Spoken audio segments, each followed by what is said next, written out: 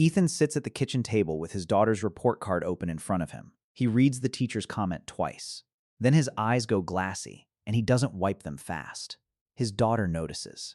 She always notices. She reaches over and touches his sleeve, right where the cuff is frayed, the same flannel shirt he's worn to every parent-teacher conference since she started kindergarten. He doesn't turn away. He doesn't say he's fine.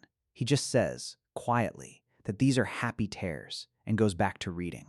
His own father would have left the room, not out of cruelty.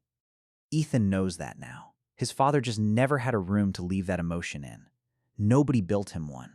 There's a psychologist who spent 30 years asking men one question in therapy sessions. Did you ever see your father cry? Out of everyone he's asked, roughly 1 in 10 say yes. And the ones who say yes usually add the same detail without being prompted. They can count the times on one hand. Ethan is one of the 9. He remembers the exact hallway. He was 11. His father had just gotten off the phone with his own father, Ethan's grandfather, who had called to say something that made the line go quiet for a long time. Ethan watched from the stairs. His dad's jaw tightened. His eyes went red at the rims. And then he cleared his throat, walked into the garage, and didn't come out for 40 minutes. Nobody talked about what happened in that garage. Ethan never asked. You didn't ask. The same psychologist describes most men as living somewhere between a 4 and a 6 on an emotional scale, where 1 is despair and 10 is ecstasy. Quick to anger, slow to joy, almost never anywhere near vulnerable. He says the reasoning is almost mechanical. You don't see your father feel the full range, so you don't learn to feel the full range yourself. You replicate what you watched, not what anyone told you. 3 generations of the men in Ethan's family, and almost no tears between them. That's not a guess. That's what he found out the one time he actually asked his grandmother, who just shrugged and said the men in that family didn't do that. Like it was a rule stitched into the wallpaper. Ethan almost didn't break it either. He remembers standing outside his own daughter's hospital room the day she was born, feeling something enormous rising in his chest and instinctively swallowing it, the way he'd been trained to for 26 years without a single lesson in it. Then he looked at his wife, exhausted, holding their daughter, and the swallowing just stopped working. He cried in front of both of them. His hands were shaking.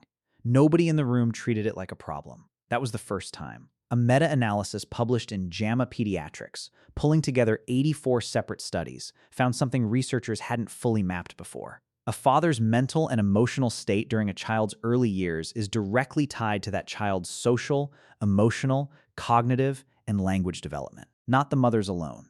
The father's, independently.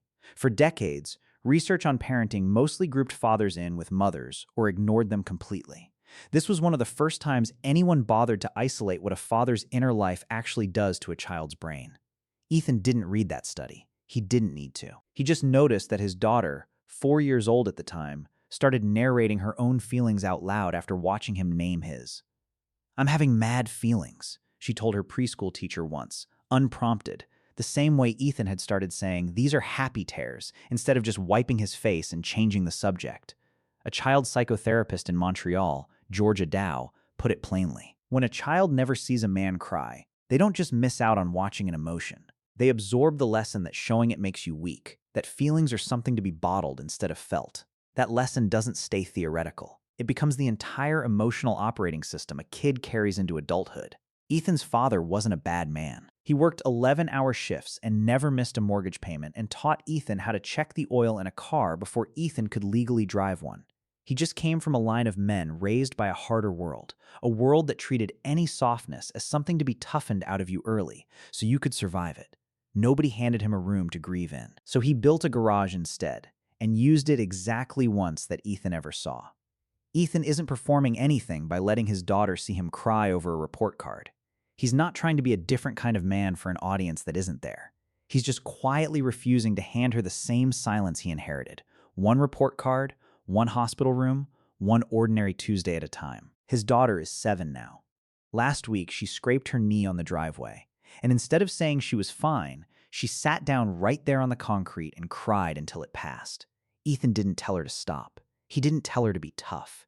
He just sat down next to her on the same concrete and waited it out with her. 20 years from now, she probably won't remember the scraped knee. She'll remember that her father didn't leave the room.